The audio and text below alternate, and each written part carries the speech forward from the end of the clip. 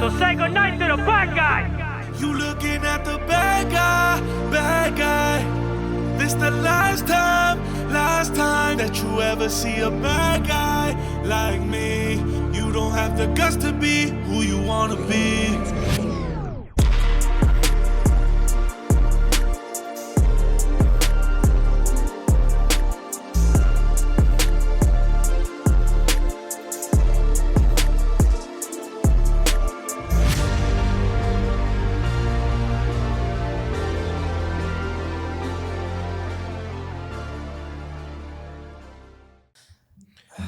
Jason Votrobek, welcome back to Honor Among Thieves, brother.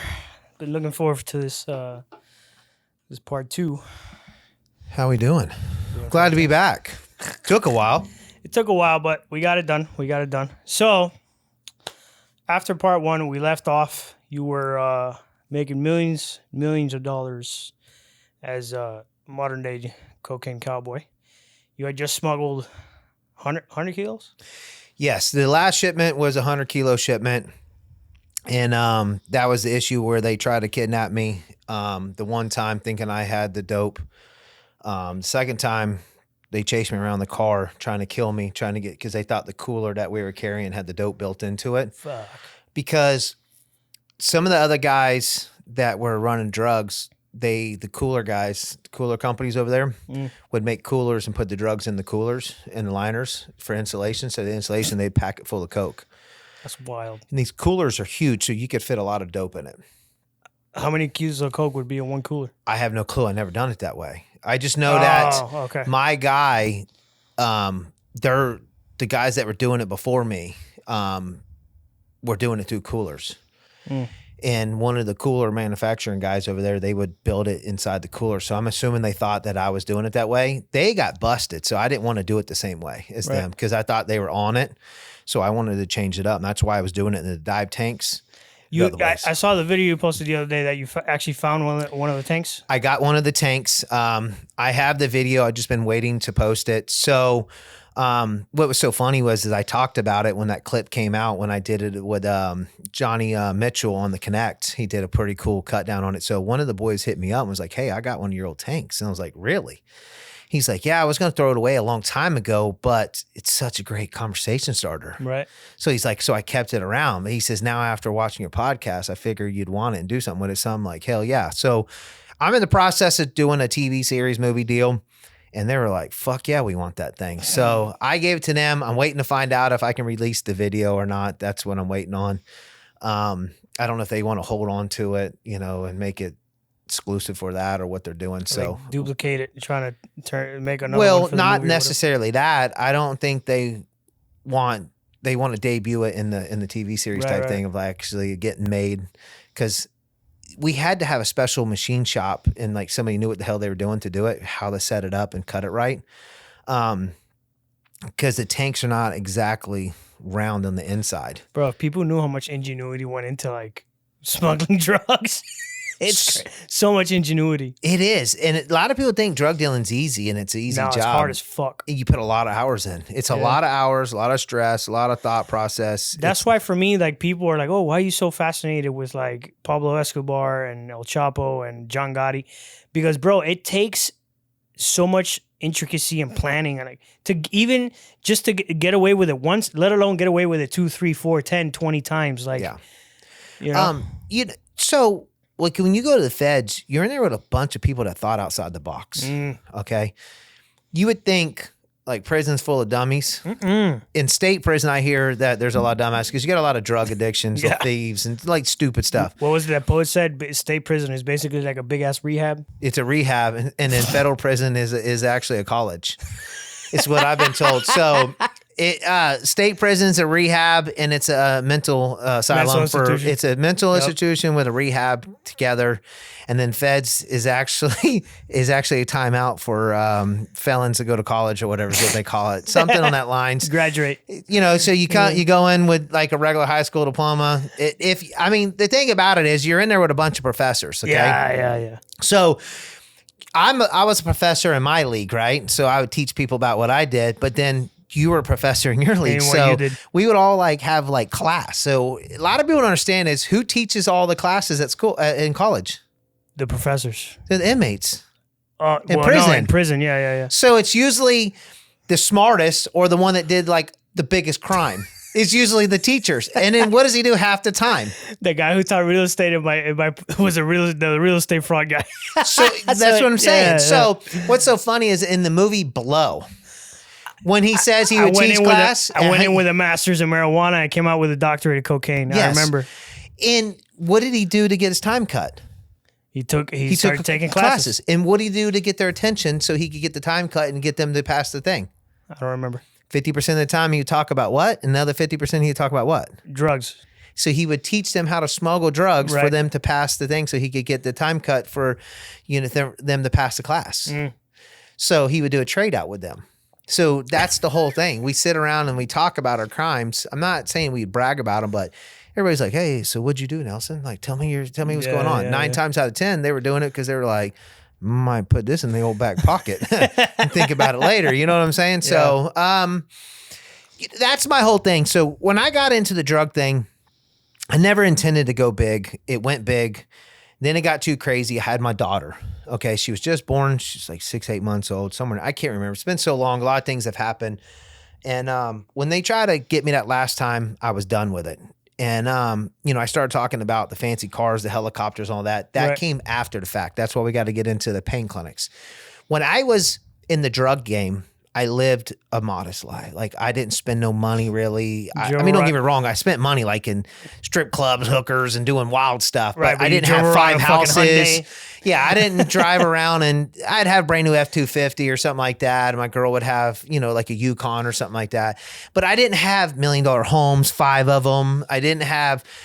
I'd have an offshore boat, but it wasn't the biggest and the baddest. I'd have a new truck, but it wasn't a Platinum or a King Ranch. Right. I didn't want to cause too much controversy. I'd have toys, but I didn't have the biggest, the baddest, and I'd have a ton of them. I lived in just a regular house that I remodeled, made it really, really nice, did a lot of things like that, but I had a lot of money, a lot of cash laying around. Because what I wanted to do was make a bunch of money and then later be able to spend it, put it into businesses, real estate, whatever, and slowly, get rich off of it. Which is what everybody says you should do. Like, get into the drug game for a while and get out. And, that's like everybody's plan, but it's easier said than done. It's hard to get out. It's almost impossible. The money comes. Once you get into it, it just keeps coming. But the problem that a lot of people understand is the fact that when you get into it, you start spending and you start getting a higher lifestyle and you get used to it. And it's hard to downspend. So that's why you don't ever get out of the game. Is the number one reason is you get used to that lifestyle. I tell everybody all the time, the lifestyle was my addiction. It wasn't nothing. It was just getting away with it, the lifestyle. Part 2 would probably be number 2 on the list. It was probably being involved in everything. When you're a drug dealer and you're in, all the gossip, you're invited to all the parties, all the fun outings, everything. You're a part of everything. Everybody wants you to be around. Right. So once they tried to kill me that second time, I was done. I came home, held my daughter, and I was like, I'm done. I'm retiring from it. And it was probably a couple months in. I'm laying on the couch, haven't done nothing. The economy crashed. It was like 2008. 2008, okay. It's end of 8 when all this happened. And you're like sitting flush with cash. That's great. Flush with cash. I mean, just sitting around. Everybody else is crashing. Things are going on. And you just fucking, what do I do with all this money? So I started loan sharking a little bit. Because at this time, I didn't realize how bad it was. I don't think nobody realized how bad it was going to get. Right. So a lot of these people started like hurting really bad. They needed money. They needed money. So these are like actual like big time business owners that took a big hit. So now banks are not loaning no money because the banks are all failing, remember, because they had to bail the banks out. So nobody's loaning money to do these jobs, do stuff. They all got screwed. Nobody's paying them. So they got all this money out from all these builders or, whoever. Right. Nobody's paying nobody.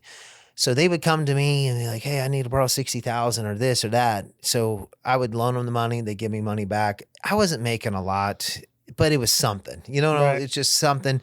I got into doing the buy here, pay here cars, we buy gold. I would launder, flush a lot of money through that. So I had ways of, laundering the money and flushing it slowly. And then one day I'm laying on the couch, my daughter's sleeping on my chest and my phone rings. And I look at it and it's Zach.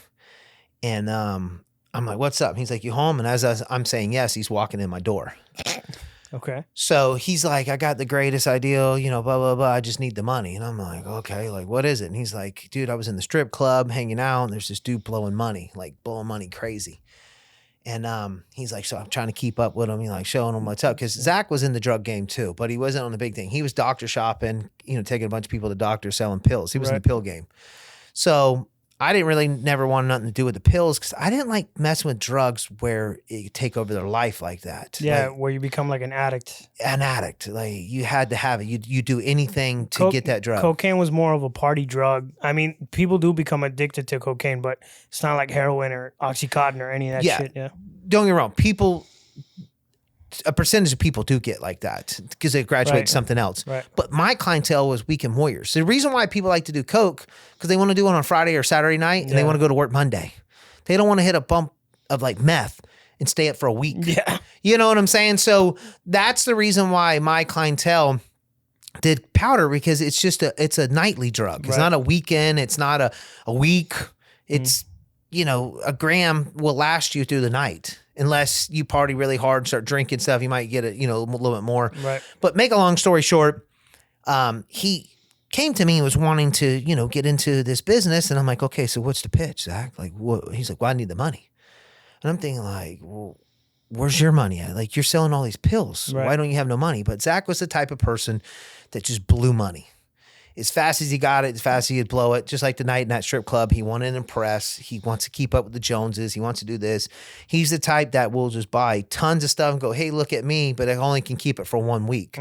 He can't drive it, can't do nothing with it, but he has it sitting there and takes a photo op type person. And then he has to hurry up and sell it so he can re-up and do whatever and say, oh, I had that. I had this. I had that. So I said, well, why don't you go to your dad? And he's like, I already did. Nobody wanted to invest in Zach because Zach was too crazy. So by about, you know, within a couple weeks, a month or two, he kept bothering me, kept asking me, come on, man, come on. I told him, no, I wanted nothing to do with it. Because the little bit I knew about the pill mill game, I didn't like. And the reason I didn't like, because I seen what he was doing. Right. How he was going to these doctors. So I already had this bad image in my mind of how it works. So he asked me one day, he was like, hey man, come on, let's go eat some lunch. And I'm like, okay. So he was like, let's go to Rachel's or whatever. So we're going to go to Rachel's at the strip club. We always go for lunch. We pass it up. Over on West Palm Beach? Yeah. So we pass it up. And I'm like, where are we going? He's like, I got a few errands to run real quick. So we pull up to the clinic. The clinic's off Commercial Boulevard and it's right on the side of Commercial. Commercial's busy. Cars are going, cops are driving by. It's just all day normal thing. And I'm thinking like, damn, dude, this business is right out in the front. It's not like tucked in the back somewhere. Right. So I'm like, wow. So you go inside and there's, doctors and girls wearing scrubs and license on the wall and, all their certificates and everything. And it's things running. I mean, it's not the neatest running thing, but it's running. And I'm just like, well, what the hell? So, the wheels start turning. We leave there. We go to, I think it was an attorney's office first where he had to sign some paperwork to do something. And he's like, man, tell this fucking idiot that, these pain clinics, all this stuff is legal and you can do it. And he's like, yeah, it's all legal as long as you do what you're supposed to do, blah, blah, it's legal. So then we had to go to the accountant because he was starting up an LLC or something. I was like, tell him that, all this stuff's legit and you can, pay taxes. And he's like, yeah, everything's good on it. So the wheels are turning a little bit more. And I finally got tired of it. And I think I gave him like $50,000 right off the rip or something like that. And, I gave it to him, and the deal was that he would just give me the money back and just give me like $5 or $10,000 back on top of it. And that was it. And it would be a couple months. So after, some time goes by, he gives me a little bit of money. And then I seen him, he didn't give me none. And I'm like, man, Zach, what the fuck's going on? He's like, man, Vinny, blah, blah, blah. And Vinny's just as bad. I've come to find out, I didn't know nothing about Vinny, but Vinny was a crackhead himself. And gambled nonstop, got high. It just didn't care how he was running his business, whatever. So Zach comes to me one day, make a long story short, and was just like, hey, I'm not paying you your money. And I'm like, what? He's like, yeah, you're going to business with me. He says, we're going to start our own and we're going to go to Jacksonville. And I'm like, okay. I'm like, so how are we going to do this? He goes, I'm trying to learn everything I can. So he brought this other kid in and to learn the pharmacies, to understand the whole pharmacy part, because you have the doctors that write the scripts and then you have an in-house dispensary and they can be in the same building. So we can only fill the scripts to our doctors. So each doctor gets a 2-2 form, registers with the pharmaceutical companies to get medication for themselves. That's it. They can only sell their pills. Now, they can move pills to another doctor if they want to. So what we do is we'd order medication under each doctor. We'd pay them extra to do it, and we'd have our own house dispensary. So you had where you can see the doctor and fill in the same building, or you could go somewhere else. It was up to you. We charged more to fill in house, but they didn't have to worry about the scrutiny and all the problems and everything else. So a lot of people opted to fill in house. Right, and it was more convenient. Yes. So we needed to learn that part. That's the hard part to learn, because the pharmaceutical companies just won't deal with anybody. And you got to know how to properly fill out the paperwork. You got one shot and that's it. So we hired him to do that part, and he was horrible at it. Let's just say that, horrible. He was just a crook, just like Zach. And before you keep on, because I wanted to ask you this in the beginning. So the feds never came after you started selling drugs. You were able to retire, no problem. And then you moved into starting to do this business? Okay, yes and no. They were building a case against me. I don't get into and talk about too much. They were putting tracking devices on my boat. They were on me, but they could never catch me. I was always one step ahead of them. They were targeting to the wrong boat. I had another one hidden. They were, had rumors and speculations. So my next door neighbors had cameras on my building. Right. I had this building I kept the boat and all the toys and stuff. And my next door neighbor, he has his own personal race cars, a little mechanic shop. Right. And he would get drunk, and then he'd sleep in the office. Had a bed there, like a little 1-bedroom apartment in there. If he got too drunk, he'd just stay there. And one night he'd get up, he said to use the restroom or something, and he seen flashlights in his, because he had a TV with cameras. And he's like, what the hell's going on? So he opened the door. What are y'all doing out here? And it was cops.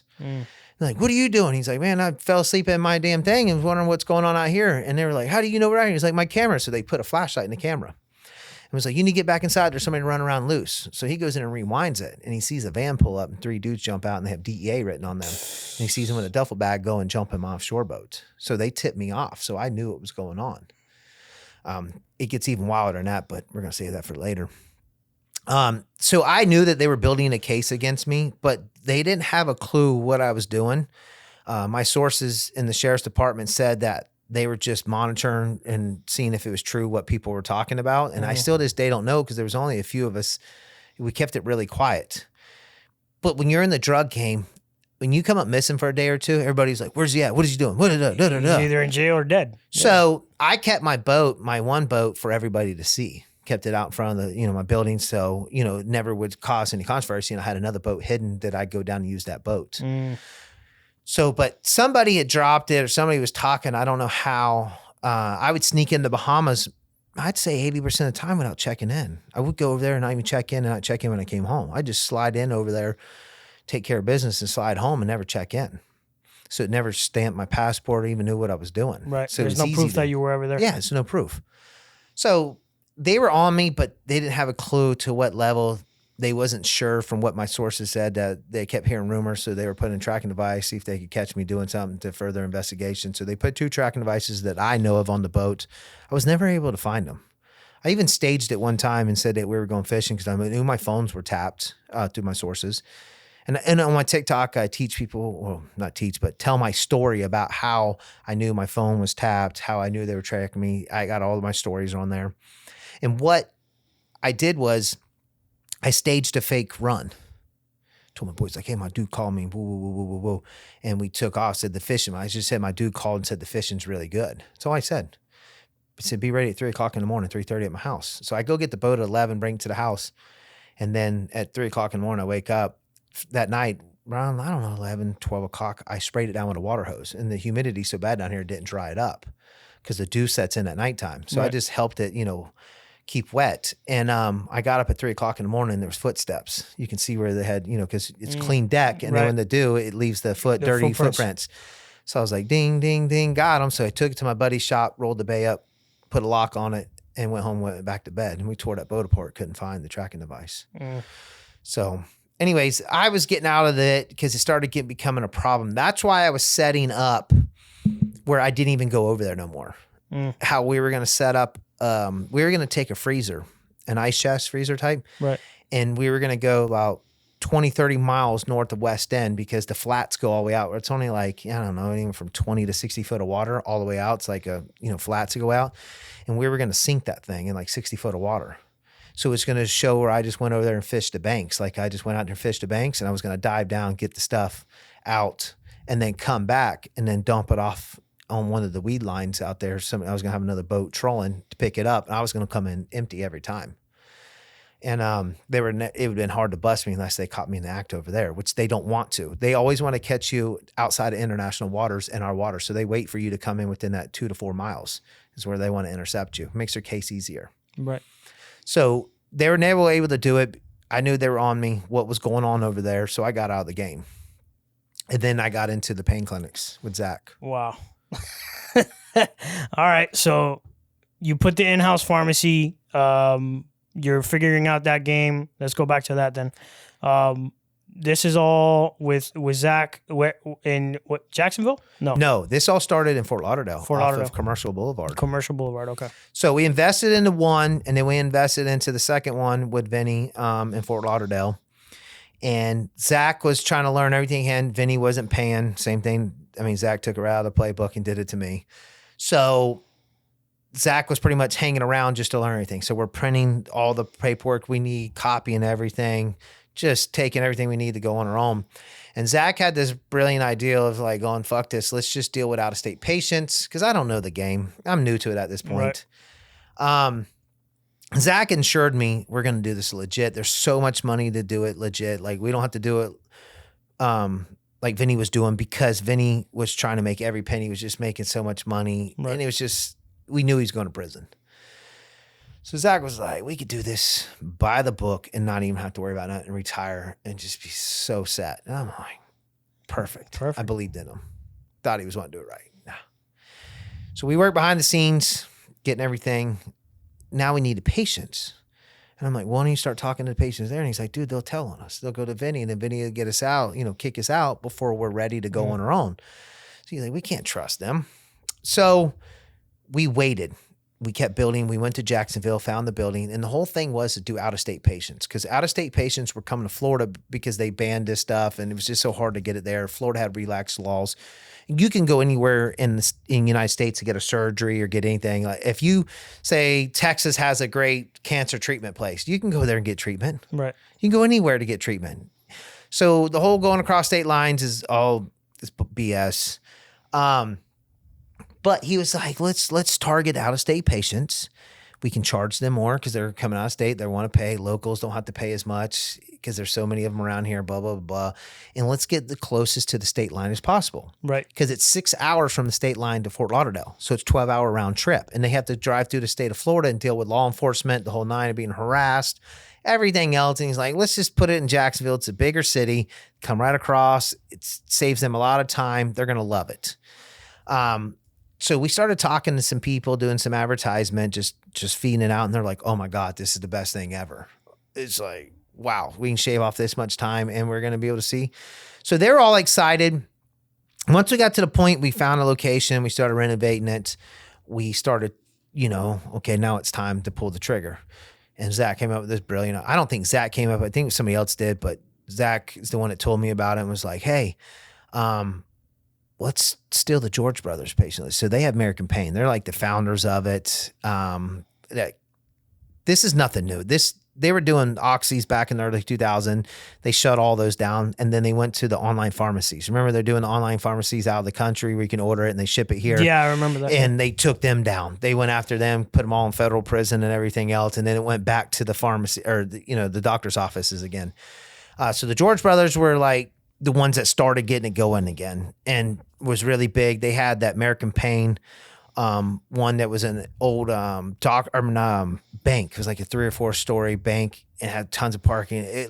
They were seeing like 400 or 500 people a day. They had guys out there like they were directing traffic and stuff in the parking lot lines. It was crazy. It's like the Hard Rock Casino. Yeah, it was the dumbest thing ever. It's like, why do you want to put 500 people in one area? So everybody like, what is going on? Everybody won the lottery today or something? Put a fucking target on your back. Yeah. Yeah. The trick was to have a bunch of smaller ones where they're only seeing like 60, 70 people a day. It doesn't look too crazy. Right. They're spread out. You spread the doctors out between the buildings and everything else. They wanted to say, hey, look at me and put a billboard out there. American Pain, the biggest drug dealers in town. We did not want to do that. So we were like, no, we're going to do smaller ones. As long as we want to stay low profile and do this right. We had all the great, look, Zach was saying all the greatest things ever, had me believing it all. I should have known better. So we were talking about stealing their patient lists because they were going around. And if you read the book, and there's a documentary about all of us on HBO Max, they're going around and doing like taking ball bearings with a slingshot and busting out windows. I was told it was bricks and stuff and threatening. They were going in threatening other pain clinics, like stealing their patients and how, thinking they're a mob or something. These little steroid twins and their goons running around intimidating. Me and Zach were just laughing like, man, who the fuck do they think they are? All right, guys, taking a quick break from Honor Among Thieves podcast to bring you a word from our sponsor. And that is Federal Prison Tips. At Federal Prison Tips, we help people navigate the justice system from indictment, re-entry, everywhere in between. Whether you're a loved one trying to get relief for someone that you love that is in federal prison, you are currently in federal prison, or about to go to federal prison, we can definitely help you. Everything from plea mitigation, sentencing mitigation, PRSAR challenges, anything about guidance while you're in prison, actually what to expect if you're a first timer and have never been there. Whether this is your second case, third case, you haven't quite learned your lesson yet. Either way, we can help you with everything that has to do with federal prison. Good time, FSA, second chance credits, getting designated to a facility. Any issues you might be having within the federal prison system, we can definitely help. Honor Among Thieves podcast. Mention that you saw us on the podcast, and you'll get special rates only given to those who listen to the podcast. Again, 407-434-0175, extension 7. Hit us up, federalprisontips.com. Contact us. Let them know you heard about them through me. Now let's get back to the show. Did they ever come and fuck with you? Yeah, we had problems. It's going to come out. All right. So fair enough. we were going to hire a stripper because they were all about hiring up hot chicks to work there. That's like the one requirement. So we were going to hire a stripper to go work there and steal the patient list. And come to find out, it was like impossible because too many eyes, too many people watching. It was just impossible. We found another way to get the list. And I thought, from what I understood, the reason why I agreed to get the list because I didn't think they were going to do it the way they did. So once Vinny found out what we're doing, he pretty much X'd us out. We lost our investment money and everything else, but it didn't matter. By then, we done had everything we needed to do. We already hired one doctor, and that was funny. You got one, I think I was 25, Zach was 24.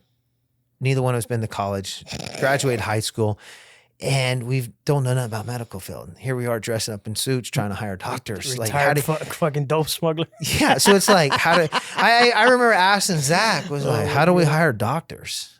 What do we say?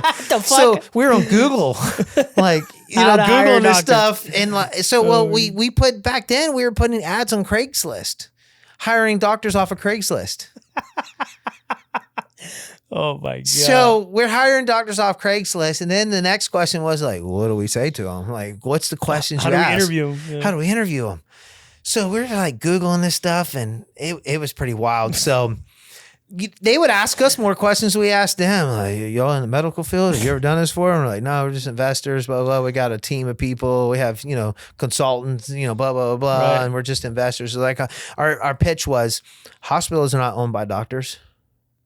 They're not. They're owned by investment people. And there's a board that oversees it all. It's just like I tell people all the time. I don't have to have an electrician license to own an electrician company. Yeah. I just got to have somebody that has an electrician license and rent it from them. Use their license to run my company. Yeah. And give them a cut. That's all you got to do. That's how we started the medical marijuana clinic down in Miami. It was like, we owned it, but we weren't doctors. So it was legit. Yep. So I walk into the building one day where we're having the clinic up in Jacksonville, and Zach and Mike and all of them are in there, and they're all on the phones calling these lists. They got these printouts just calling, and they're like, yeah, this is American Pain.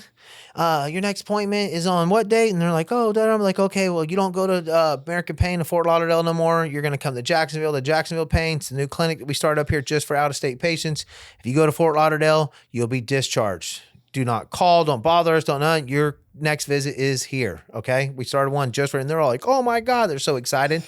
I couldn't believe nobody called and told on us. Had no problems. It wasn't until the day we opened. And I was pissed because here we are saying we're American Pain. I thought we were just going to say, hey, this is a new clinic that you can come to, blah, blah, blah. We'd love to have your business. And they would have came anyways. You flat out just took the name. You were just like, oh, no. They told them this is American Pain. You show up down there, you'll be discharged. That's crazy. So the very first day, we got a line wrapped around the building.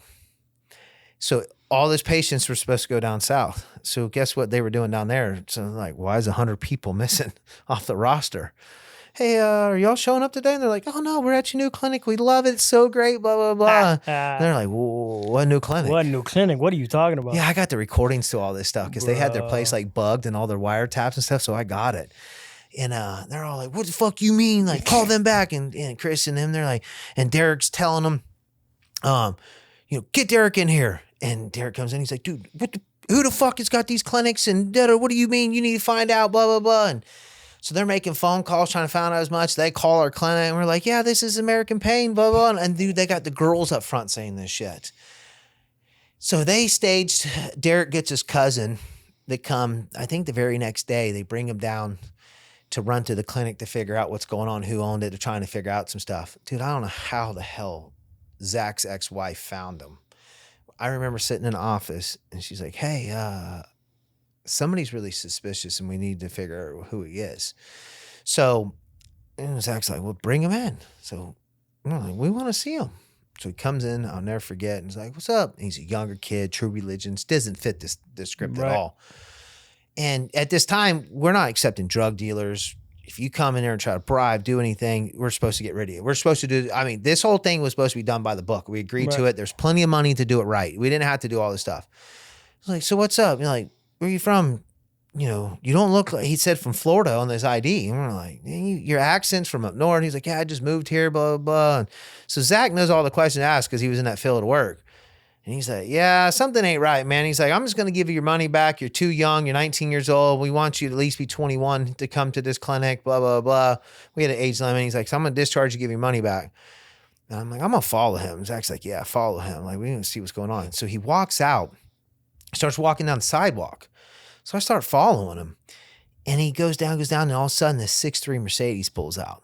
And the window rolls down, and it's Chris George. And then I see him get on the side. And I'm down the road a little ways, about half a mile. And I'm like, damn, dude, they just get me right here. So I get back to the clinic really fast. And on the way to the clinic, I grab the gun out of the car. And I go inside. I'm like, Zach, get ready. They're coming. I said, dude, I just seen Chris George. Like, as I'm speaking, we're in the hallway. And you can see the double glass doors. They pull their vehicles up to the glass doors, and all you see is both vehicles, a Range Rover and a 6'3" Mercedes, all the doors, all open. All these dudes are getting out. Zach runs, and we had the side door. So you had the front where you had the glass, with the counter so that, you can pay and fill out your paperwork with the girls, and they would close the little window like you see in the doctor's office. Right. And then when you come down the hallway on your way out, it was a barn door. So the girls would see you give it, fill out your stuff and you walk on out. They come straight down that. Zach hops over the barn door, gets in with the girls back there. So he leaves me out there with all these fucking dudes on steroids and shit. And thanks, Zach. So I'm sitting there. Well, I have my gun, so I'm not really worried too much. So I'm thinking like, damn, here we go. Another one of Zach's bullshit. He always gets us into. Like, we could have done this differently. If we wouldn't have said their names, I don't think it would have been to this extent. It would have been, they still would have probably figured us out, but they wouldn't have been as mad. You can't it's different. Yeah. Because we actually stole their shit and said we were who they were. Right. That's what pissed them off. So they run up and they're all in my fucking face and they're talking shit and everything else. And I start laughing. And Derek's like, what the fuck are you laughing at? I said, you. And he said, what's fucking so funny? And I'm like, dude, what don't you understand? I said, look at you dudes. You're like, who the fuck you think you are? Just coming up in people's shit, running your mouth. They're talking about they're going to fuck me up, burn the building to the ground if we didn't give them 50% of the business and all this shit, like threatening us and like getting crazy all in my face. And I just started laughing. And he's just like, who the fuck are you laughing at? I'm like, bitch, you. That's who the fuck I'm laughing at. He's like, oh, you think so? You think you're funny? And he starts grabbing, like he's going to grab something. I had my gun in my pocket and I just put it to his head. I'm like, what's up, dude? Get your hands out of there. Like, who the fuck are you think you are now? Coming up in there. He's like, oh, you can't do that. You can't. He backs up. He's like, you can't do that. You're not allowed to do that. And calls the cops. Now, these are two dudes. These are Chris George and Ryan Nolan, which has the American Pain book. Both of them had tattoos of a rat with a noose around it. And here he is ratting on me. And then they ratted on their case. He even brags about in his book, he had a hard time keeping his swag on, going to the box to cooperate. Like, I'm like, what? Dude, he put his, Chris George and then put their own mom in prison. Wow. So these guys call the cops on me for pulling the gun. Meanwhile, they're in here threatening us if we don't give them 50% of the business. So he's on the phone with the cops. I'm like, I'm out of here, dude. I dip. Cops are blowing me up. I refuse to answer my phone. So like 2 hours later, I finally answer my phone to my ex. And she's like, listen, they don't want nothing. They're going to put a warrant out for your arrest if you don't come back. Only thing they want to do is make sure that the gun's legal and everything's good. And everybody's already in handcuffs. Everybody's being charged. All the girls, all the witnesses already made statements. They don't need yours. And I'm like, okay. So I come back, I hand them the gun, they run it, make sure everything's good. They don't even ask me no questions. The police report's out there. I put it on my link tree because Zach in the documentary says he's the one that does it. No, it was me. The police report even says it. So the thing is that was when the feds got on us. Now they're like, oh, this is where Jason and Zach are running their operation now. So it started our whole thing. But what really got them watching us is Chris says, hey, we didn't extort them. We wouldn't extort. This is 50% of my business. How can I extort them if this is my business? So the George brothers were under investigation already by the feds. So the feds are scratching their heads. They told me, they're like, how the hell did we miss this? We've been watching them. How did they start up another clinic without us knowing? Right. Not realizing it was in their fucking clinic. So once they started watching us and realized that George Brothers had nothing to do with it, the feds are not going to be like, oh, we're just going to stop. And they're like, oh, what do we got here? So that's how our investigation started and continued to go because of Zach's one stupid ass thing saying that we're the George Brothers. That's where it all started. And this is on the second day of business. So our doctors and them are like, what in the world is going on? So Zach, we smooth him over, lie to him, bullshit to him. And we get the business running. Things are going good. The George Brothers go to jail. They're suing us. When they got out, they put lawsuits against Zach and the business and everything else for stealing their business and all kinds of stuff. And business is booming, dude. Like, it's out of control. You can't even get enough doctors and medication. We were hiring doctors nonstop. We're expanding. We can't even grow faster. We're turning away more people than we're seeing a day. We would show up at the clinic at 6 o'clock in the morning. There'd already be 100 people standing in line at the door. That's wild. And I started having a lot of problems because we talked about not seeing drug dealers and stuff. And the next thing you know, I'm watching tips and people coming up complaining to me, oh, I tipped the girls to be at the top of the list and I'm still here. And I'm like, dude. So I'm like, what the hell? They're paying to pass drug tests. They're paying to get the top of the thing. I'm watching drug dealers sit there, give their people money and get the pills. Like, I'm like, what in the world? So I'm like, Zach. So I'm kicking these people out, discharging them. And Zach's bringing them back and they're getting mad to my man. Like, Zach said it was all right and this and that. And I'm like, oh my God. So I'm like, dude, Zach, like what? Oh, dude, I had to do what I had to do to get started. We'll weed this shit out. Don't worry about it. I'm like, no, dude. There's plenty of money. I thought we were going to do it. Like, I already had money. I didn't really care. It was just the point. I did this because I looked at long-term, like something, money like to put away legit because we're putting the money in the bank. Right. It got to the point we were putting so much money in the bank that the banks, after a couple weeks, would literally call us down and say, hey, come get your money. No way. Dude, we're giving the banks anywhere from 100 to 200,000 plus a day in cash. They're freaking out. They would shut the banks down on the inside to bring us in and never seen so much cash and freak out, want to come to the place and see it. We're begging them to come check it out.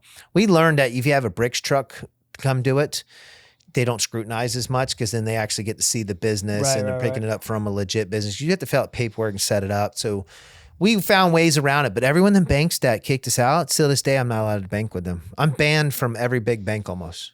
Still this day. So there was, with the pill mill stuff, it was a total cash business. There was no, like in a traditional doctor's office, I show my insurance card, bill, all that shit, boom. There's no real money involved. So how are you so flush with cash? So it was all cash. And they could pay with checks, whatever, credit card, still cash. We didn't accept insurance. We were working on accepting insurance, but I'm glad we didn't. So during my trial, all they wanted to do to talk about was, oh, it was cash only business, cash only business, cash only business.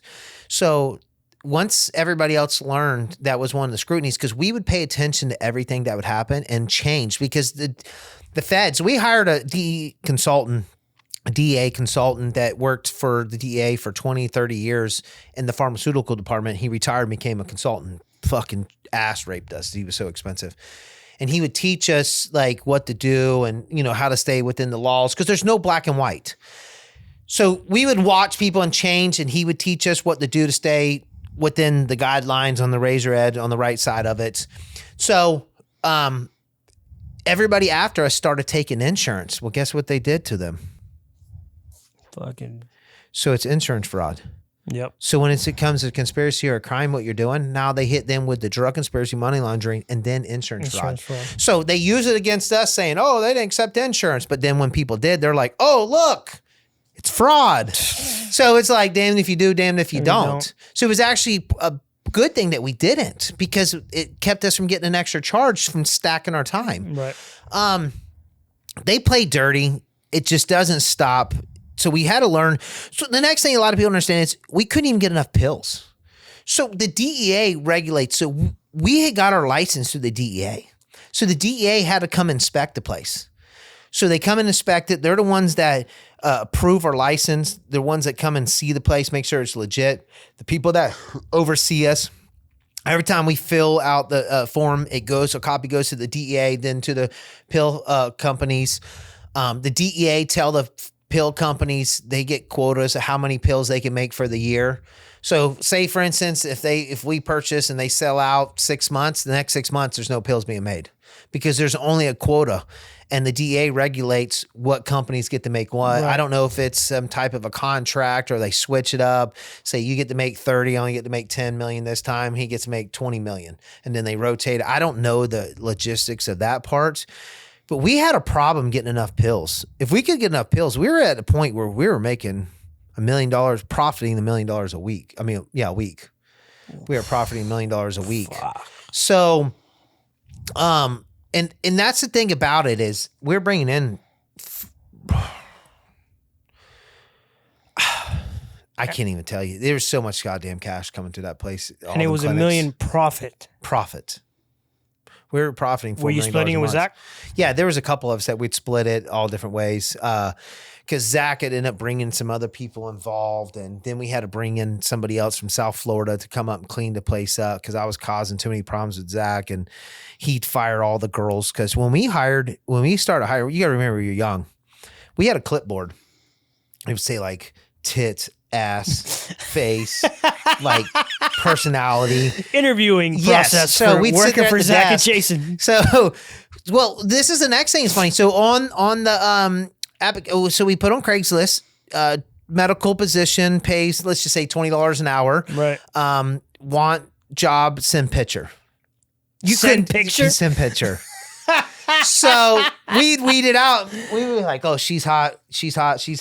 And we would tell them, okay, right? So they'd come in, we'd have a clipboard with all these things. We'd check mark it all, and it had like a point system, right? So we would grade them that way, and then whoever had the highest points, and we'd come down, and that's how we'd hire them. I'll never forget, I came in the office one time, and Zach's behind the desk, and I start talking to him. He's sitting there, he's not answering me. And he's got a smile on his face. I'm thinking like, what the fuck is so funny? And next thing you know, he just like leans back, dude. And I'm like, what the fuck? I can hear him. Dude, he's got one of the girls back there just giving him a BJ. And I'm sitting there talking to him, and she's just going to town. Oh, my God. And come to find out during trial, the girls were trading out blowjobs and sex to the doctors for more pills to get them the right higher pills and shit. We found out. So these little hot chicks were doing that. We had to call plumbers all the time. We were trying to weed out where they were taking pill bottles and condoms and putting clean piss in them that had pills in it because they had to test positive for the pills, make sure they were taking them. And they would clog up the toilets. They were private. You couldn't clean them places up. The patients would find every which way to Sunday to corrupt and mess the places up. I've met so many guys who ended up in the feds because of women. It's like, I don't even know how many guys. Oh yeah, my girlfriend. Oh yeah, my wife. Oh yeah. It's always, it just fucks everything up. We think with our dicks, bro, and it just destroys everything. Oh yeah. And I don't know what, you know what? Another thing about the drug game I've noticed, most women, after a while, they just want to bang you, and then they don't want to pay for drugs. It's just like, like, I don't know. So I had probably 5 chicks throughout my whole drug game that I ever dealt with. Only 5. And the reason why is because I was in love with my ex and I was happy. And the only girls I would deal with was like my close friends' moms or their sisters. And I didn't want them to go nowhere else. So I would deal with them just out of respect. The problem with every one of my guys that sold drugs, most of them got in the drug game just because when you got the dope, they're getting laid. They're like, I've never met a girl yet that did coke or any of the harsh drugs that didn't trade out sex. If you were a clean dude and whatever, like not dirty or weird or something like that, they probably wouldn't do it the first 5 times. But once they're like, hey, let's hang out. And he's like, I got the shit. Why pay when they just hang out? And they most likely they're going to fuck you or suck you or whatever. Like he's halfway decent and he's whatever. So almost every chick wanted to trade out sex within the first 5, after the 5th time I dealt with them. They're wanting to trade out. Hey, let's just party. Let's do this. Let's do that. And I didn't do drugs. So it's like, well, I'm not doing them with you. I'm not going to give them to you. I'm in it for the money. And so they all wanted to trade out. And girls to this day argue with me. And I'm like, why did all my buddies in the drug game? I call them up. I'm like, why did you start drugging? Like, oh, for the girls. You have the dope. You got the girls. And so that is 100% correct. And the second thing is chicks are the fastest to cooperate because they got kids and everything else. And there's no honor in their thing or nothing. So even when I did time with the cops and all my cop buddies are like, dude, as soon as a chick gets pulled over, 99% of them instantly are going to give you everything they got right then their own spot. And that's just how it works. And I knew that. But when I got into the pill game, it was just out of control. I've never seen so much money, so much corruption. As hard as we tried to clean it up, they would find ways around it. And that was the weird thing about it. Because the money, the corruption they would corrupt our girls. They would corrupt so much. And the same kid that we hired to learn the pharmacies, when he came to Jacksonville to work for us, this little bastard, and he testified against me twice. Not once, but twice. And he did a lot of dirt, and he didn't want to do his time. And he's still out here doing drugs and acting stupid, doing dumbass shit. He would short everybody. He'd figure out who he could short he'd short everybody 1 pill. And then he'd figure out who he can short 2 pills. So when you're seeing 100 people a day and you're shorting 1 to 2 pills, you're shorting a guaranteed 100 pills to 150, close to 200 pills a day that you're getting free. And then he would go and sell them on the streets for $6, $7 a pill. And he was just absolutely killing it, dude. I mean, he was making so much money off the side on top of the thousands we were paying him a week. And then when everything went down and they knew about that and put the pressure on him, he gets up on the stand and cooperates and lies against us and everything else.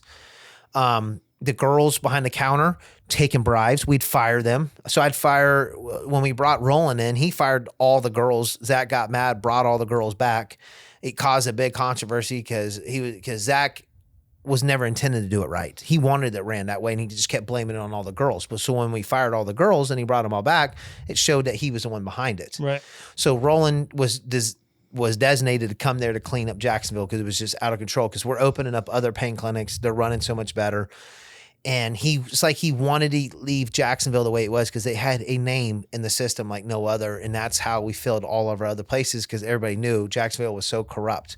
And we would never accept new patients. So what we do is we'd be like, hey, we can't accept you here. Go to our other clinics. So he never really wanted to clean it up. And then when he did wanted to clean it up, he ended up smacking Roland because Roland said something to him and he ended up bitch slapping him in front of everybody. And Roland's like, fuck this, I'm out of here. I quit. And that's when I hired Roland, was like, I want to go on my own. Like, get out of this. I'm done with this. He lies about everything. Let's just do it. So Zach, which was like, let's shut this place down and burn it to the ground. So it looked like somebody firebombed it. So everything gets burnt and all the evidence is gone. And I thought he was going to do that and he was supposed to do it and he never did. And it bit him in the ass. But I ended up leaving and he screwed me the same way. He started doing his own adventures while we were together and I was supposed to be a part of everything. That was the agreement. And he started to open up some other places. I'm like, hey, what's going on? He's like, oh man, I just got to keep lying about everything. So I was like, well, fuck it. So I told Roland, let's do something. So I was like, let's go to Atlanta. So I started getting attorneys and figuring out the laws in Atlanta, Georgia, how to find all the loopholes. So we find them. We start setting up a clinic up there. He finds out. And it was like, how dare you? I can do it, but you can't. Same thing as Vinny. As soon as he finds out, he takes me out of the business, doesn't even pay me my money, no nothing, screws me out of everything. So I was like, I don't really care. So I walk away from it. Then he gets raided. Like, I don't know, 3-4 months after that, they raid all of his shit. And I continue to run my clinics. I watched the George brothers. They got hit first. And then Vinny got hit like a month or two after that. Then Zach got a hit a couple months after that. Our Florida clinics did. So we're watching everything on the news, trying to figure out, talking to attorneys, and attorneys like, you don't got to worry about it. You're doing everything right. We got our consultants, and they're like, dude, you're doing everything good. Don't worry about it. They're doing this. They were doing this, selling pills out the back door, blah, blah, blah, blah, blah, blah. It's always something. We knew the George brothers, they were up to something. I mean, when you put a shopping center with 500 people in it, I mean, come on. And then Vinny, we were partners with him. We knew he was doing bad shit. He was doing everything you weren't supposed to do. So there was no question. George brothers were questionable. We didn't know what they really did. It was all gossip. With Vinny, we knew. So we were kind of worried, but then when they hit Florida, I was like, damn, dude, what the hell? I'm glad I got out of there. I didn't realize they came after me for Florida. And then they raided a year or a little after a year later, they raided my Georgia clinics. So from when you started in the pill game with Zach to when this happens, that your spots get raided, how much time passes by? It was 6 months, 6-7 months from the time we started Jacksonville. The Jacksonville ones get raided. It was only 6 months? We were involved with, it was probably close to a year from we started the clinic investing with Vinny. Right. 6 months after Florida got up and running, we blew Florida up. We had, 3 clinics in no time. I can't, 13, 14 doctors. That's nuts. Profiting $1 million a week. We started clinics. We were talking about going to Hollywood. We were starting in Missouri, Tennessee, Atlanta. We were starting them all over. We were finding out the loopholes in all the states. We were going to be setting up shop all across the country. It's what we were doing. Zach even got into the point with getting billboards like Vinny and everybody else was doing, and having call centers like 1-800-PAIN. Right. And you call and they'll be like, okay, what's your thing? Here's the nearest clinic to you. Here's your next thing. So they started doing call center stuff to keep them full and run it. I mean, it was a race to who can get the most clinics and make the most money and to control the market. All right, guys, taking a quick break from the podcast to talk to you about Gus Villa Jewelry. Yo, let's be real here for a second. If you're rocking plain jewelry in Miami, of all places, you are doing it 100% wrong, my boy. Step your game up with Gus Villa Jewelry, the plug for real Cuban link gold and silver chains. And of course, the cleanest Rolexes in all of Miami. This isn't factory made or watered down or any of that stuff. This is high quality, custom, handmade stuff that shines from here to the moon. It turns heads, starts conversations, it makes you look fresh. Gus has something that'll level up your whole vibe. And because you're locked in here with us at Honor Among Thieves podcast, you're getting a hookup. Use the promo code Montana at checkout. Get 5% off your entire order. That's right, 5% off. Go check them out at gusvillajewelry.com or pull up on them in the Diamond District down here in downtown Miami. gusvillajewelry.com. Again, that's gusvillajewelry.com. And tell them your boy Montana sent you. Gus Villa Jewelry. Now back to the podcast. So, that was that. I didn't care about none of that. We were expanding in Georgia and doing our own thing, and our shit was running smooth, so we didn't have to really worry about too much. But all my problems with Florida followed me to Georgia. Right. So they were about determined to go ahead and hit me there anyways. And I didn't know none of that. They started acting real weird. So we sent the attorneys to go talk to the DA to find out what we were doing possibly wrong, because we could tell that they were investigating us by some of the things, harassing our patients and questioning when they left. And they're like, oh, we'll let you know when you're doing something wrong. So I told... We'll arrest you. That's what they meant. Yeah. But yeah, not let you know. So we started having a lot of problems with the local pharmacies and the pill companies and everything else. So I was just like, dude, fuck this. I'm done with this. Like, the headaches became so much. No matter how much we tried to weed out all the drug dealers and all the bad actors, they always found a way to get They found a way. But you know what's so funny is when we went to trial in my Georgia clinic, they were never able to actually get a DEA agent undercover, make it all the way to the clinic. They could barely get past the front desk. And then when they get past the front desk, they would only make it to the next triage or whatever, and then they get hit. So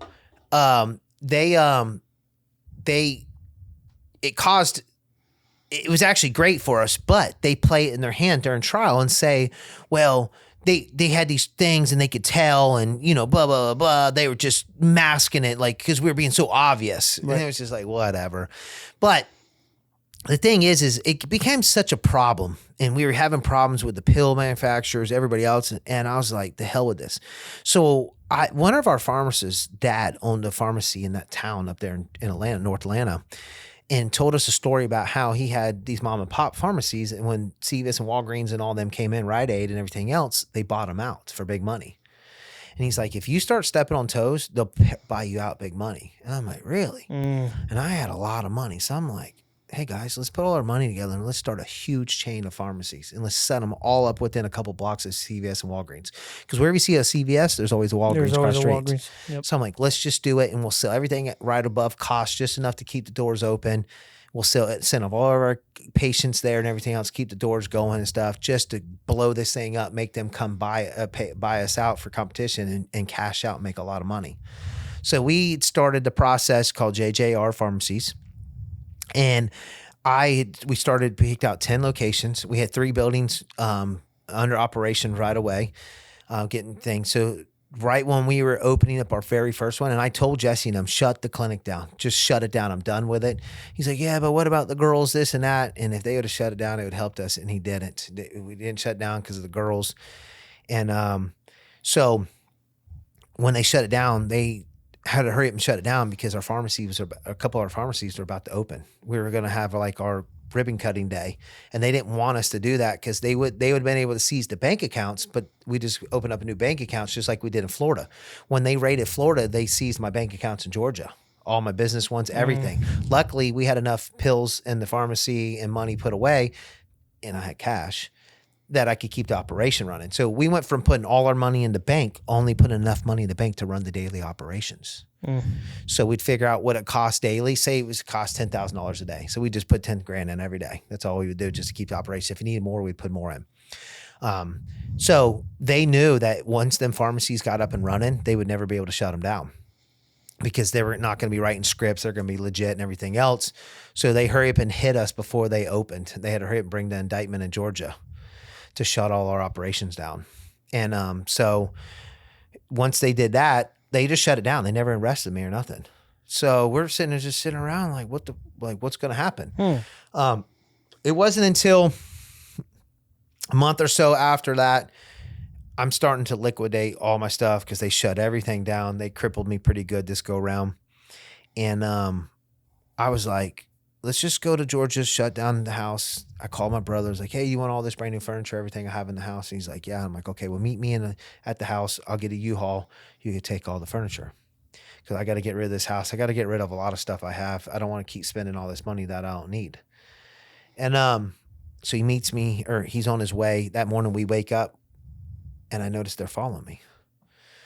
We tried to jug them, we couldn't. I think I counted 17 or 19 unmarked cars following us once they pulled us over. And I'm on the phone with Brooke. That's wild. And they trail us all the way to U-Haul. They didn't have it, so we went back. On the way back, they pulled us over. And they had a state trooper pull us over because they're unmarked. And they had the whole thing. They kept us there for like 2 hours. I'm texting Brooke, and then they wanted to search the house. They didn't have a search warrant, so I text Brooke, my attorney. It's like, Brooke, they want to search the house. She goes, anything's in it? I said, no, there ain't nothing in there. There's never been. She's like, well, let them search it. Who cares? Like, fucking get them out of your hair. She's like, tell them pigs to go get some donuts or something. Like, she's talking shit. And so on the way there, they're like, okay, we'll follow you. I look back and I take a picture, and there's 17 or 19 cars, then the state trooper. Pull up, they take the whole block, whole cul-de-sac, everything. There's so many of them. They're searching the house, tearing apart. Meanwhile, while we're sitting there, he's helping me. The main DEA guy is helping me call U-Haul places to find a U-Haul for my brother. So he's on the phone. We're all having a conversation, just cutting it up. So he cutting it up, and then they're like, okay, we're done or whatever. And he's like, hey, how did you know that we were trailing you? Like, you know, and I said, oh, Elvis over there, Elvis with the chops. I'm like, yeah. I said, he looked like a deer in headlights when he drove by. He was like, wow, there they are. And they're all like, oh, like picking on him and stuff. And they're like, well, what tipped you off at the U-Haul? I'm like, the pregnant girl. They had a pregnant chick, like 6 months pregnant or 7 months. I'm like, when I walked out, there was a black chick that was all in the windshield looking down the thing like this at me. I said, when I came out, she threw her head back. And I was like, oh, there's another one. And then I watched her walk right down there and get in that car. And I'm just like, y'all are really not that good. And they're all laughing or whatever, blah, blah, blah. So they're like, oh, we're done. So the main agent's like, okay, we're out of here. So he opens the door and they all walk out. And he's like, okay, y'all have a good one. Closes the door. And Jesse, you're like, oh my God, dude, like this is getting crazy. And the door opens up. And he's like, hey, I forgot something. And we're like, well, what'd you forget? He's like, you two, stand up. You're arrested for drug conspiracy and money laundering. What a dick. Yeah. What a So dick. they take us in. They move me from county jail to county jail every day, moving us, keeping us from being able to make phone calls. I never get to a cell, sleeping in the intake, on the bench, no change of clothes, no toothbrush, no nothing. I mean, zilcho. I watched them. My iPhone thing goes viral every time. And people are like, oh, they can't hack into them, everything else. And I'm like, well, what about the Santa Barbara terrorist attack guy out there? They said, oh, we couldn't break into it, and Apple wouldn't let us. And then they turn around and hire somebody to break into the thing. Come on, dude. They just want you to believe that because they want us to keep talking on them. They proved it right there. They hired somebody out to do it. I don't believe it because the Telegram thing exposed it all. Whenever he wouldn't give them a back door to Telegram, what they do? They locked him up over in France. Why is he out running around? You don't hear about it no more? Oh, because he probably gave him a back door. They monitor everything. Look at the Signal Gate thing with the Trump thing. So you can keep saying all you want. They got a back door to everything. They control it all. They're monitoring everything. That's people why are like the people that don't want to get on TikTok and they're like, oh yeah, China. I'm like, bro, Facebook has been doing this shit to us for years. well, hold on. So What the fuck? Who cares? They selling it to all these people. Facebook, I can right now say my phone's right there and start talking about, say, baby diapers. I'm going to get 1,000 ads, but that doesn't happen on TikTok. True. You know what I'm saying? True. So you can say what you want to say. The NSA, they're all doing it. All these fuckers are listening to us. They save all that data. You know, we're being watched 24 hours a day. Can't get away with nothing. So they can activate that phone right now, the microphone, yep, and listen to our conversation, turn the camera on. 1,000%. They proved it. They can do it. It's just like the phone. I watched them plug it into this device, okay? Within minutes, they were in my phone, going through it, reading my attorney's things they're not supposed to, and they're like, look, look, look. And I can tell they're talking about, you fat pigs, come eat donuts. I can read their lips. People are like, oh, what year was this? And I'm like, I don't know, 2011, 12 or something. It was like iPhone 4 or 5. I can't remember which one it was. And people are like, oh, that's why. And I'm like, well, they didn't have the technology back then as they have today. AI can bust anything so fast. So sit there and say that they can't break in it now, the technology. But the technology to block it is better, but the technology to break it is even better. It's the same equalness as it was back then, you dum-dums. I'd say it was actually probably worse back then. So these people don't want to believe you until they're in handcuffs and they show them, they're like, damn, I should have listened to it. I don't entertain it. I just let them go. I seen it with my own eyes. That's what matters. I didn't give them permission. Well, I can show you all my phone records and all my text messages that came out of my phone for my discovery. I didn't give them that permission.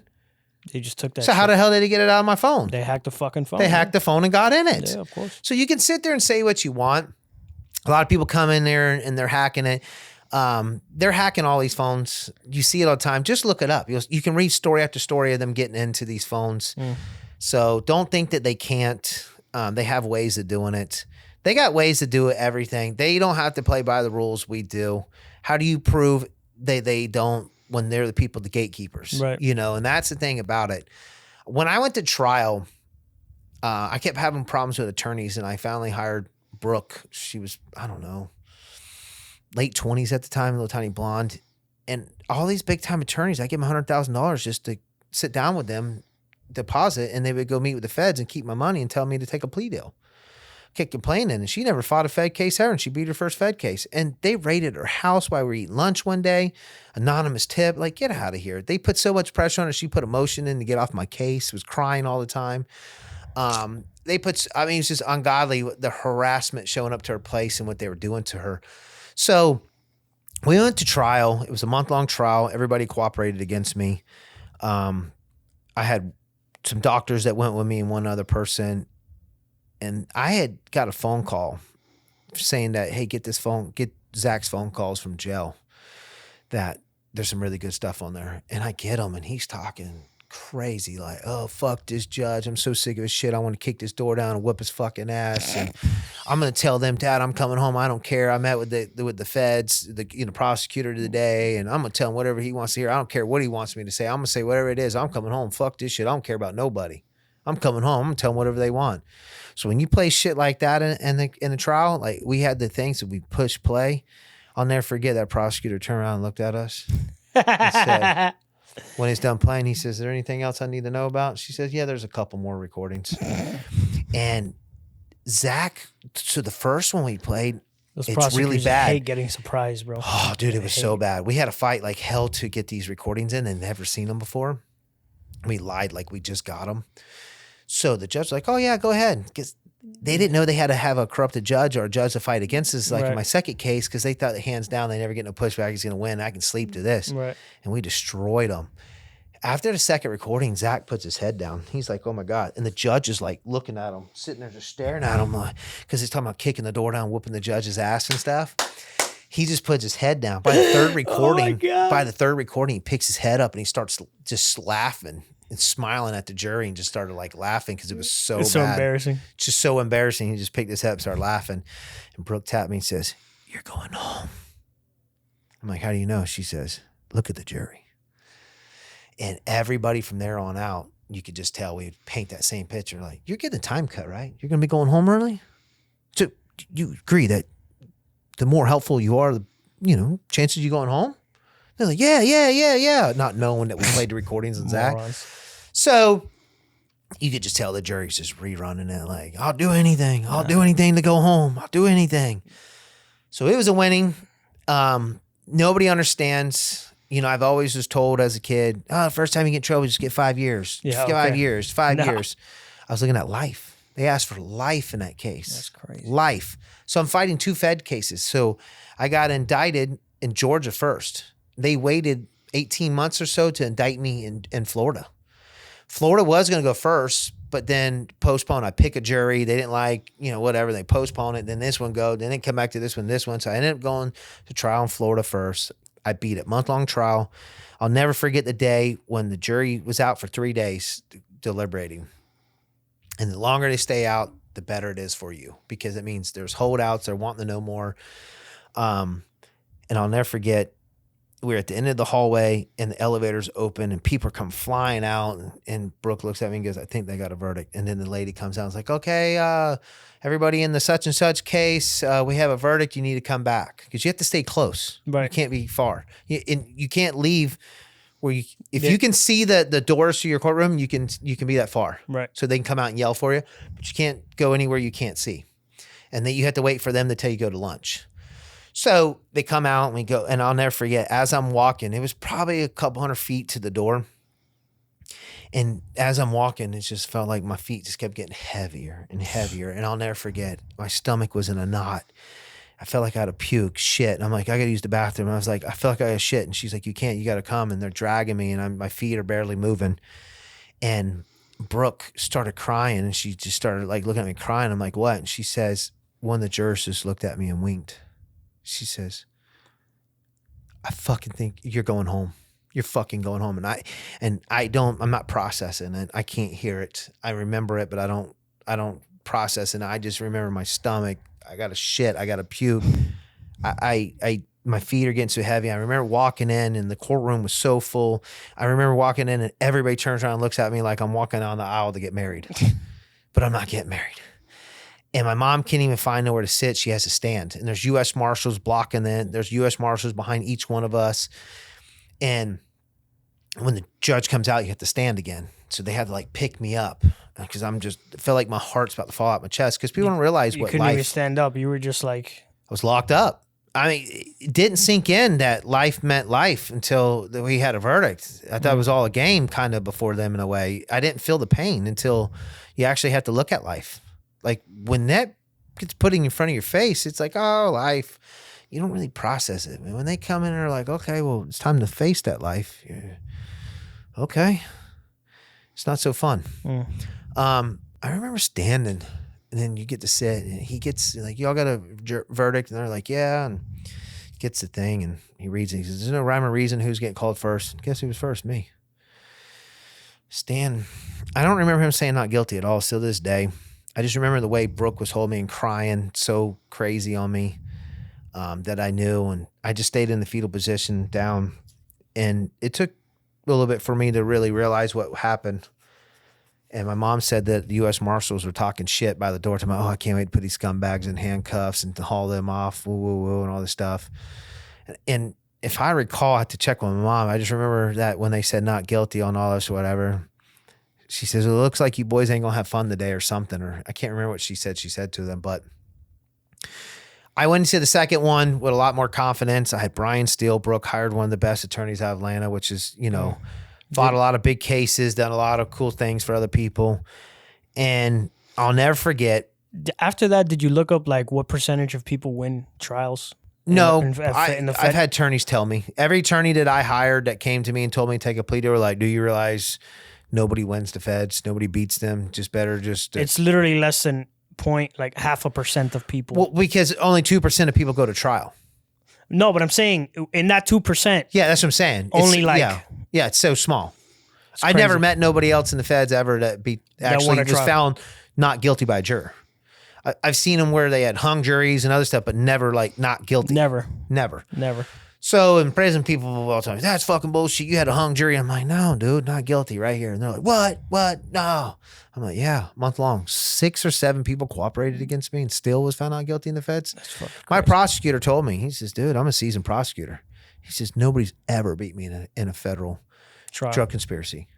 A federal drug conspiracy. He says it's impossible. He says the only way to win is to get the jury on your side. If you get the jury on your side, it's over with. You have to win the jurors over. And he told me, he's like, Florida's not, we're the ones that they really want you. He says, Georgia wants you. Please take a plea deal, Jason. Do not take him to trial. I'm telling you, he begged me. And Jay Taylor begged me. Do not take him to trial, Jason. I promise they're going to make an example out of you. And I still was like, I beat the worst case. The easy case is ahead of me. Right. I'm like, I got the wind in my back. Let's do it. Brian was doing pretty good the first 2 weeks. But it all goes back to probably about 3 to 6 months before trial. I was taking him $75,000, $50,000 or $75,000 in cash because I was giving him, payments because I learned about paying attorneys up front all the way. I do consulting, how to deal with your attorneys. I teach people on my TikTok. I do jury consulting to teach people about, do you really want to go to trial? Right. To understanding it, how it works, how to deal with your attorneys, what you should do, how to prepare. And everybody's like, oh my God, like, there's nobody out there that's been what you've been through really too much that can talk about it. And I took them, I had like $50,000 or $75,000 in cash. I'll never forget, I'm heading up to Atlanta and I get on the south side where it gets the 5 lanes on both sides. And I'm always looking at my rearview mirror to make sure cops. And I remember the state trooper getting on. And I see him getting on. I'm all the way in the left lane, fast lane. I'm on cruise control. I do like 72, 73 on cruise control. And as he keeps going over, I'm already half mile plus mile ahead of him. I can see him way better. And I start going over. He starts coming and gets over. Every time I get over, he gets over. But he's way back there. He finally catches up to me. I'm in a second from the right lane. And he's weaving through traffic and pulls me over. Comes out his license and registration, please. And I'm like, oh, here you go.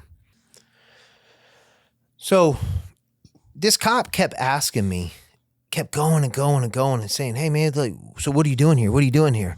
And I was trying to say in the nicest way, like, dude, it's none of your business what I got going on. Right. Now you're infringing on my attorney, client privilege. Like, you're not allowed to do this. And he's like, well, I don't know why you're getting so aggressive. I said, I'm not. You're the one that's asking me questions. You're not. What if this is business? I said, listen here, dude. I was like, you already know why I'm here because that's why you pulled me over. You haven't gone back to write me a ticket. You haven't talked about me speeding. You haven't said nothing. You just straight up want to know what I'm doing here. Right. I said, so you already know the answer. He goes, I don't. I said, well, how about this? So I call Brooke. I put her on speaker. I'm like, Brooke, this cop pulls me over for no reason and all he wants to know is why I'm up here and what I'm going to talk to my attorneys about.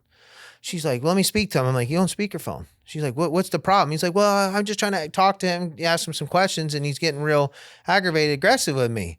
I'm like, yeah, because you're asking me stuff you're not supposed to ask me. And this is what cops do. And he's like, oh, I don't mean, whatever, blah, blah, blah. I'm going to let you go on your way. Never writes me a ticket, never nothing. Lets you go on his way. And he asked me too, I forgot to tell you this part. He asked me, he says, hey, do you got any drugs, alcohol, or weapons in this vehicle? I said, no, I don't. Well, can I search it? I said, now you push the limit. That's when I called Brooke. And I said, I just told you no. So why are you asking me to search it? I just told you no. I had the money vacuum sealed, covered up in the back seat. And that's what they were wanting to get. It had nothing to do with nothing else. And I found out. So I found the tracking device on the truck. Fuck. So I took the tracking device off and I took it to the sheriff's department. I was like, hey, y'all can have this back. And she's like, lady's like, call somebody. And this guy comes up and was like, this is not one of ours. It's the feds. I'm like, okay, like, what do you mean? He's like, this is not ours. And I was like, okay. So I go back to my attorney and said, I'm going to put this bitch on a truck, a semi at the truck stop and send it across the country.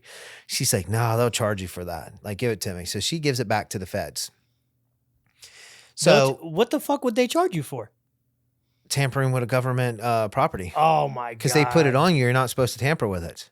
This motherfuckers. All right, yeah, so they got to charge for everything. But if you find it, you have the right to take it out of your car. Yes, if you find it, you can take it off. You just can't get rid of it.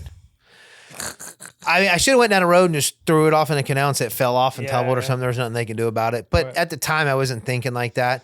Make a long story short. Every time after that, I had to take them money or do anything. I would just show up at a buddy's house and be like, hey, I wouldn't even tell nobody I was leaving town. Nobody.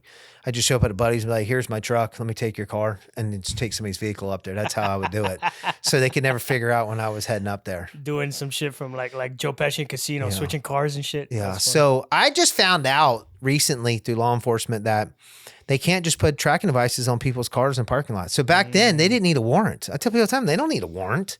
They're like, what do you mean? They don't. I'm like, no, you just go to a public parking space and that's why they slap it really close, like a bumper, or they just tap it somewhere. Wherever they can get it to fit, they just tap it because they have to be fast in a parking lot. So it's not so I'm not on a creepy crawler sliding up under, tucking it. But now they have to have a warrant. Bend down to tie your shoe. And Yep. So it was always close. It was never hard to find them. It was real easy to find them. So now he said that they can't do that no more. I don't know if he's lying to me or what, but because, they watch my TikToks. Now they need a warrant. That's what he says. I haven't looked into it. I just don't believe anything they say because they don't want you to know the truth. They want to keep you confused. Their whole game is to keep you confused. I don't care what anybody says. Like, oh, I don't know nothing. And all of a sudden you go to trial and then he knows a lot. And it's like, I thought you didn't know anything. He's like, well, I couldn't tell you. And it's like, duh. Yeah. So needless to say, they bought my attorney, Brian. Halfway through trial, he's doing pretty good. And when the main people came on, that's why I was talking about the P. Diddy case when we were talking about it. And he was like, oh, well, they don't got nothing. Well, beginning of my trial, they didn't have nothing. I was whooping the first 2 weeks. I beat the brakes off of them. Like, shit, I'm going home. And once they know that they're winning, and I told you, start getting ready for it because they started getting they held some good people towards the end. And then they start making them tell more.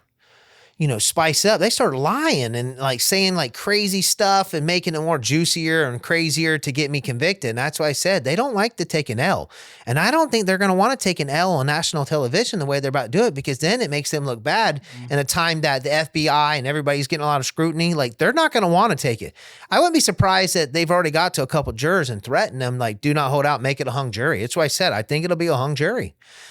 And I just don't trust them. I know the games they play. I've been through it all. Like I said, I do a lot of consulting stuff for people to go to trial to understand the pros and cons, how it goes, mentally prepared, what to prepare for, how to fight these things, because I've been through so many of them with the feds and state. So Brian laid down, and one of my main employees came on, and we had her sign an affidavit. She wrote it and signed it in front of my attorneys and had notarized and everything, statement saying that we didn't do nothing wrong and blah, blah, blah, blah, and said that she would go on there and make sure that we didn't, tell them the truth. She gets on the stand and starts saying crazy shit. I'm looking at Brian, I'm like, what the hell? And he's like, oh, we don't want to beat her up too bad. It looks bad for the jury that this woman's up there and we're just badgering her. I'm like, I don't give a shit what they say. The facts she's lying, so we need to do it. That's not what he's doing in Diddy's case. Yeah, he's not doing a date. Well, look what he did in Young Thugs. Yeah. He was going hard to the point he was willing to go to jail over it. Yep. So I was like, are you shitting me? So luckily the jury, one of the jurors passed a note to the judge that they need to take a restroom break. So he takes a break. I'm talking to my mom and frustrated. And I'm like, where the hell did my attorney go? When big cases, you get a conference room. Each attorney gets a conference room. So I'm like, where the fuck's my attorney? So I go look, I find him in my conference room talking to her attorney. And I walk into him saying to my attorney, I thought you were going to take it easy on her so she can keep her plea deal. So I started getting loud and went to take off on my attorney, and the other attorneys got involved and all kinds of shit went down. I tried to get him off the case. The judge, nobody wanted to hear it. It was too late at that point. Too late. They wouldn't take him off. It was sad. I just sat there and he just laid down, never filed another nothing, never objected. Never nothing. Just took my ass whooping. And did you feel like you were going to lose? You were like, all right. I already knew right then and there. I was whooping. But once they allowed her to get up there and say whatever, no pushback, the jury was just like, she just started saying crazy stuff. My attorneys was just sitting there. They're not even pushing back. And they took it easier on the cross examination, and it was just bad. And I just knew. I was just like, this is crazy. So once the jury was out for a couple of days deliberating, and they said they had a verdict and called us all back in because it was during lunch break, right at lunch. And it was really fast? It wasn't like the other one? No, it was 2 days, 3 days. But whenever we were walking in, then the jurors would look at me and they all had their head down turning, and I just knew. I was like, I'm done. I just knew. Went in there and found guilty, and they handcuffed me, took me in the back. And during sentencing, Brooke was like, you need to make sure that you tell them you want an appeal. Like, make sure. Of course, my attorneys, the judge asked my attorneys, like, does Jason want to file an appeal? And they're like, we'll get back with you at a later date. And I'm like, no, Your Honor, I want an appeal. I want an appeal. I want an appeal. Of course, it's not in the transcripts, but they gave me my appeal. So it's like, well, nobody said I wanted one. How did I get one? Right. As they're hauling me out of there. And Brian wouldn't even show up because I guess he knew that I was probably going to take off on him. Because as soon as they were going to hit that gavel, I could take off on him because the case is closed. He can't change my sentence. And I was just going to just stick him because you only have shackles on. So I was going to hit him. He sends his wife to my sentencing. Oh. She comes in the back and tells me, you just need to lay down. You got nothing coming. Do your time.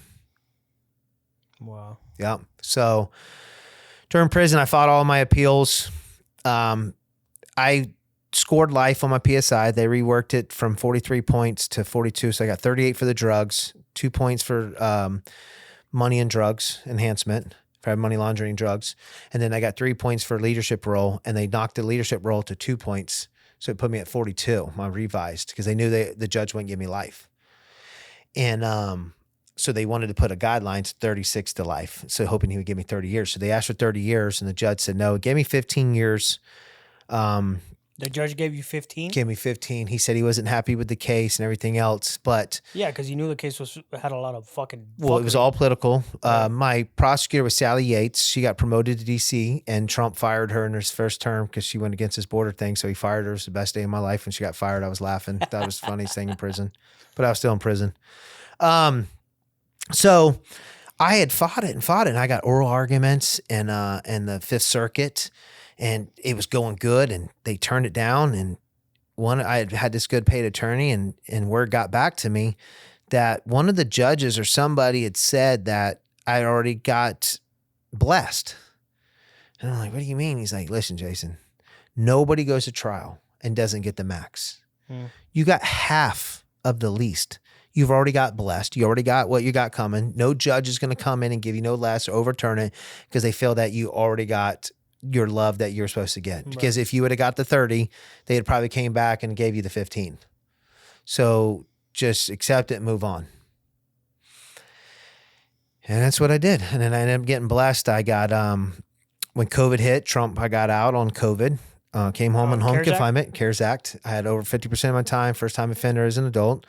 So how much time total did you do? I did 8 years in federal prison. Okay. I did 8 years altogether. Shit, that's a hell of a blessing. I did 3.5 years on home confinement, and then Biden gave me a clemency. So both presidents gave me some love. So now I'm a free man, and now I'm working on this TV series deal. They're talking about the 5 seasons. What prison did you go to? Started out in Oakdale, Louisiana. So I've been to Oakdale, Yazoo, Manchester, Kentucky, Atlanta, USP. Did a lot of time there, and Maxwell Air Force Base. That's where I finished out my time. That's where you met our buddy Kyle Sandler. Yeah. Yeah. He was a special one. Yeah, he's a special guy. He's a special guy. But like I said, prison, we'll come back for another day on that one. Yeah, Jason, I mean, I have no words for your story. You know, I've told you your story's nuts. We'll definitely do a part 3 for prison. We'll get into what happened after you got sentenced, designation, all that stuff. Yeah, you're going to have to stay tuned. I won't talk about the money, the girls, the cars, the lifestyle. The reason why I'm holding out on that is because I'm working on a pretty big deal, and I don't want that to get out yet because I want it to be like a wow factor. Yeah, of course. Yeah, I talk about my story because I want people to be interested to see it all. So I leave a lot of stuff out. The lifestyle I've left out a lot, and the reason why is I want it to be the wow factor. So if I don't get the deal, then I'll end up doing it later. But as of right now, everything's looking really, really good. It just takes a lot of time in this industry. I would have saved this for part 3, but I guess I'll ask it now. I always wrap up asking the same couple questions at the end of my podcast. So, first, I would ask what's next, but I know you're working on the movie deal. That shit's gonna blow the fuck up. It's gonna be nuts. Aside from that, what else you got going on? Working on the podcast thing with Kyle, trying to get that going a little bit. 10 Toes Podcast. Make sure you guys subscribe. Yeah, 10 Toes Podcast. It's just, this is a new studio that we're working on. We got a lot of stuff going with it, you know, trying to get it organized. It's going a little slow, which everything always does. Once I get freed up on a few other things, I'm going to get back into doing real estate. It's my main thing. Get back into, you know, not flipping houses, but building new ones, lower income ones, stuff like that. I got a few things in the works. Everything's timing, just waiting for certain things to put in play. As of right now, I'm just taking everything slow and focusing on one thing, and that's that movie deal. It's important. Do you believe in redemption? Yeah, it's happening. It's happening. As long as you do good, everything comes back around to you. I've always been a true believer of that. You do bad things happen. You do good, things will come around. It doesn't come around when you want it to come around, but it will come around. Yeah. Do you believe you've redeemed yourself? Not yet. Not yet. How much farther you got to go? There's a lot more to go.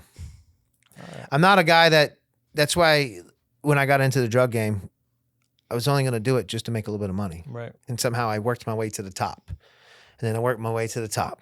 And then I got into pain clinic, became the biggest pill mill guy. Now I'm working on a huge TV series. You know what I'm saying? So everything that I do, it seems to me, as I always say, I'm just going to do a little bit and it's become something bigger. I've got to learn to just be happy at a certain thing. And I've been trying to learn that a lot, but then I get bored too easy. So I don't know. Well, whatever direction you decide to go in, or the movie deal and all the other stuff you got going on, I know it's going to be over the top, just like your life has been from the get. I've been blessed to become friends with you, man, and I'm looking forward to everything. I mean, just seeing how the story folds out, because it's not over. No, it's not over. Lots left out. I appreciate you having me. Appreciate you, brother. Yep. How can people connect with you? Instagram's 8upJ. On TikTok, it's 8upJason. It's 8UPJ. All right, guys. Another episode of Honor Among Thieves with your host, Nelson Rodriguez Jr., special guest, Jason Votrobek. Look out for part 3. We'll go into his prison story. Push it to the limit. The world is yours. If you're not chasing a dream, life is meaningless, guys. Catch you on the next one. Say goodnight to the bad guy. So say goodnight to the bad guy. You looking at the bad guy. This the last time that you ever see a bad guy like me. You don't have the guts to be who you wanna be.